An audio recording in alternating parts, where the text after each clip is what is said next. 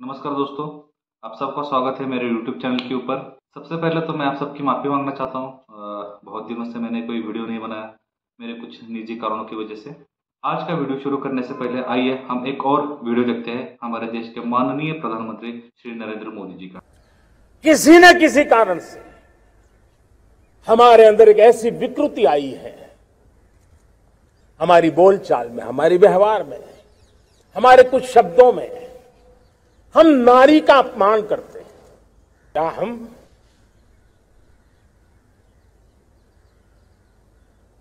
स्वभाव से, संस्कार से, रोजमर्रा की जिंदगी में नारी को अपमानित करने वाली हर बात से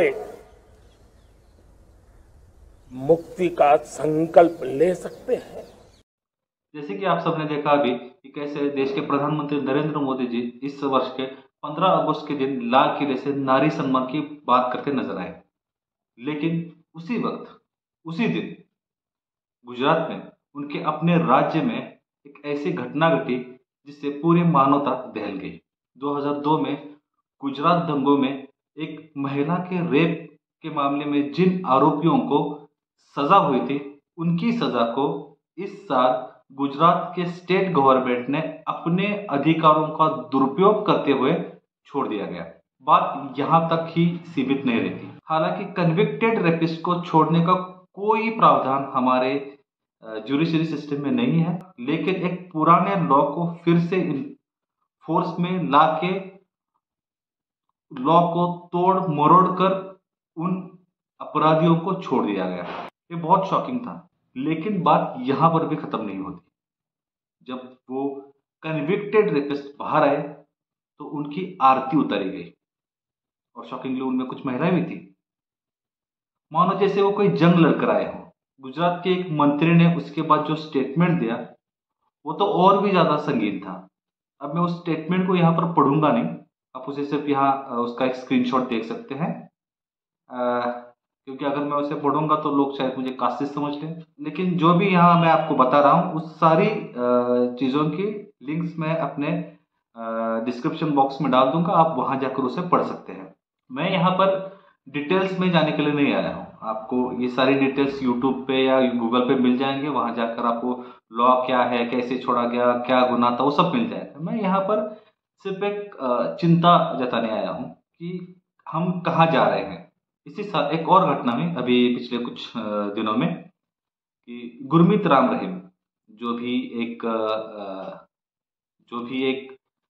रेप के केस में गुनहगार साबित हो चुके हैं और उनको सजा भी हो चुकी है, उन्हें भी पैरोल पे या बेल पे, पता नहीं क्या टेक्निकल वर्ड है, उस पर छोड़ दिया गया। अब ठीक है, बेल या पैरोल जो है वो हर गुनहगार का हक होता है, लेकिन जैसे ही वो बाहर आए उनका बहुत ही जंगी स्वागत हुआ, मानो कि कोई परमवीर चक्र ऑफिसर जो है वो युद्ध से वापस आया हो। एक तरफ देश के प्रधानमंत्री नारी सम्मान की बात करते हैं और दूसरी तरफ इसी देश में बलात्कार के आरोपियों को, माफ कीजिएगा, गुनहगारों को, क्योंकि उनका तो गुनाह साबित हो चुका है, कोर्ट उनको सजा सुना चुका है, उन गुनहगारों को इस तरह के ट्रीटमेंट मिल रहे हैं आम लोगों से। मुझे किस्सा याद आता है, कुछ सालों पहले हैदराबाद में एक लड़की का रेप हुआ था, उसे जला दिया गया था और ये बात मीडिया में बहुत उछली और बहुत गहमा गहमी हुई थी। बहुत जो एनवायरनमेंट है वो बहुत गर्म हो चुका था उस वक्त, और बात हो रही थी प्रिंसिपल पनिशमेंट की। और उसी दौरान एक प्रोसेस में जो एक मुठभेड़ हुई और वहां की पुलिस ने जो वो 4 अक्यूजर थे उनको मार दिया और बहुत खुशी की लहर हुई थी पूरे देश में। पटाखे फोड़े गए, स्वीट्स बांटे गए और ऐसा माहौल क्रिएट किया गया कि देखो अब इस देश में जस्टिस मिलना शुरू हो गया। मैं भी उन्हीं लोगों में से एक था जिसे लगा था कि हाँ, जस्टिस डिलीवर हुआ है। हालांकि वो जो 4 लड़के थे वो गुनहगार हो भी सकते थे, लेकिन ना कोई चार्जशीट बनी थी, ना कोई एफआईआर हुई थी, ना कोई केस चला था और ना ये साबित हुआ था कि वो गुनहगार हैं।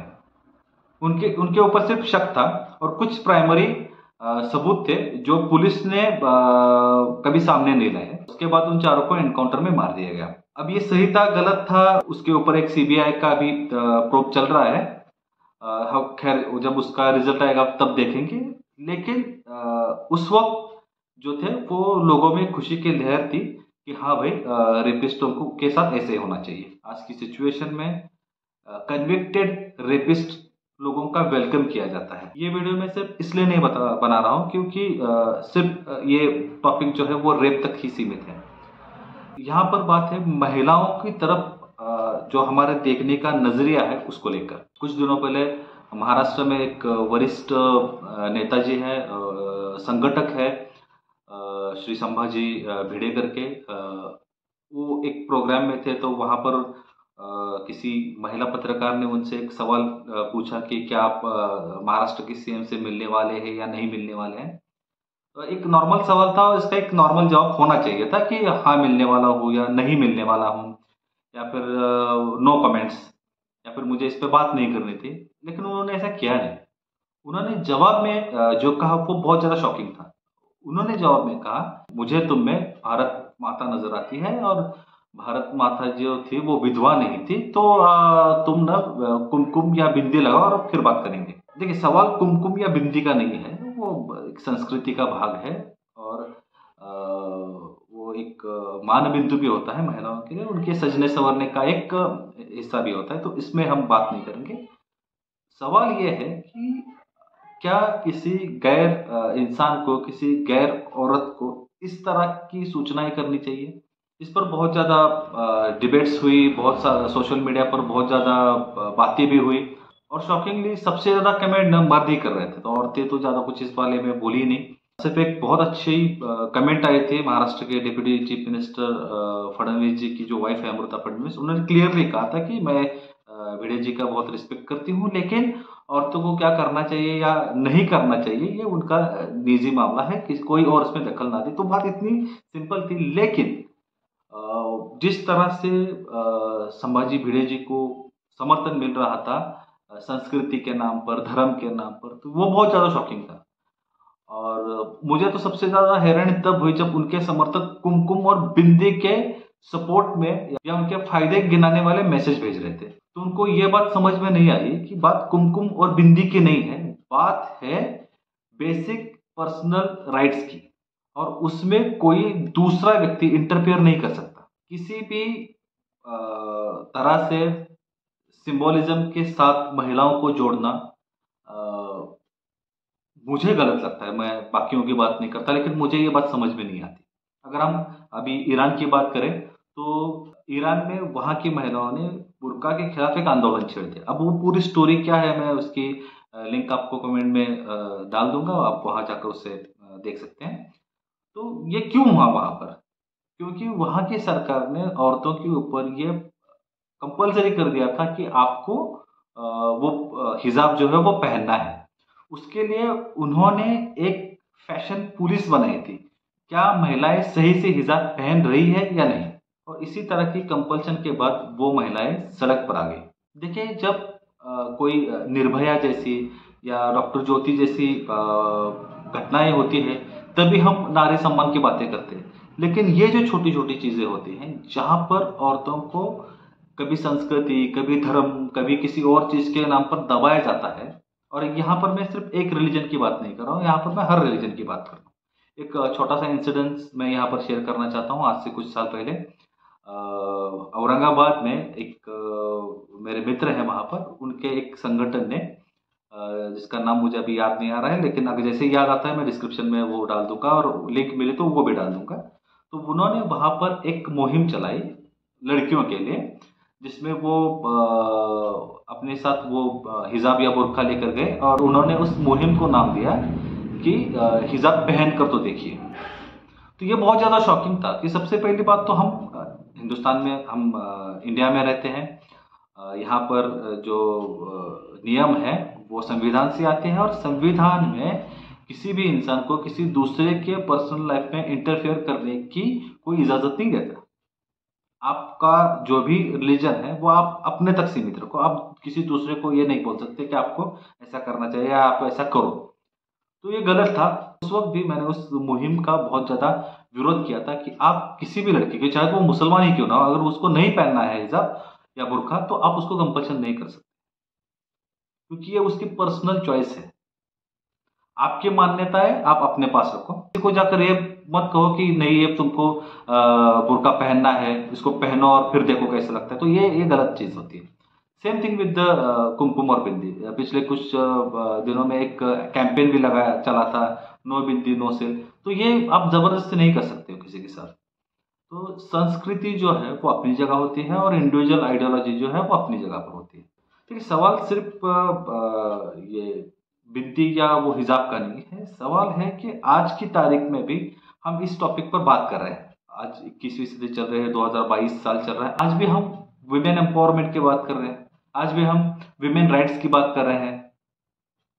ये बहुत पुरानी चीजें हो गई यार, ये खत्म करना चाहिए इसको।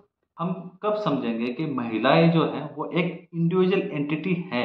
जस्ट बिकॉज आपको कुछ साबित करना है, आपकी संस्कृति या आपकी परंपरा है, तो इसकी विक्टिम जो है वो महिलाएं नहीं बनेगी। आपको करना है, आप बिंदास करो, अपने खुद के साथ कुछ भी करो, लेकिन जनरलाइज मत करो इसको। आज महिलाएं हैं, इस देश की प्रेसिडेंट बन रही है, प्राइम मिनिस्टर बन चुकी है, डिफेंस में है। ऐसा कोई काम नहीं है जो आज महिलाएं नहीं करती। लेकिन उनकी अचीवमेंट से ज़्यादा उनके ऑर्नामेंट्स को अगर हम देखेंगे तो ये कहीं ना कहीं सभी महिलाओं के साथ अन्याय होगा। मैं ये नहीं कह रहा हूँ कि अगर कोई महिला जो है वो बिंदी लगा रही है या हिजाब पहन रही है तो वो गलत है, या फिर उसका निकाल दो। ये उसकी चॉइस है, आप उसको उसके चॉइस पर छोड़ दो। समझदार है, आप उनके एजुकेशन के ऊपर ध्यान दो। मैंने इसके ऊपर एक और वीडियो बनाया था, वो बुरखे वाला। मैंने उसमें भी कहा था कि एजुकेशन ही एक चीज़ है जो समाज को आगे लेकर जा सकता है, जो महिलाओं के लिए भी बहुत इंपॉर्टेंट है, सभी रिलीजन के। तो इसमें मैं कोई डेटा नहीं देने वाला था, या इस वीडियो में मैं कुछ साबित मतलब कुछ एनालिसिस नहीं करने वाला था। ये सिर्फ प्लेन वीडियो मैंने इसलिए बनाया था क्योंकि मुझे जो गलत लगा पिछले कुछ दिनों में, तो मैं वो आपके साथ शेयर कर सकूं। आपको अगर लगता है कि मैं सही हूं या गलत हूं, या जो भी आप इस टॉपिक के बारे में सोचते हैं, तो मुझे कमेंट सेक्शन में ज़रूर बताइए। अगर आपको ये वीडियो पसंद आया है तो इसे लाइक कीजिए, ज़्यादा से ज़्यादा लोगों तक शेयर कीजिए, और इस चैनल पर नए हैं तो मेरे चैनल को सब्सक्राइब कीजिए। तब तक के लिए धन्यवाद। जय हिंद।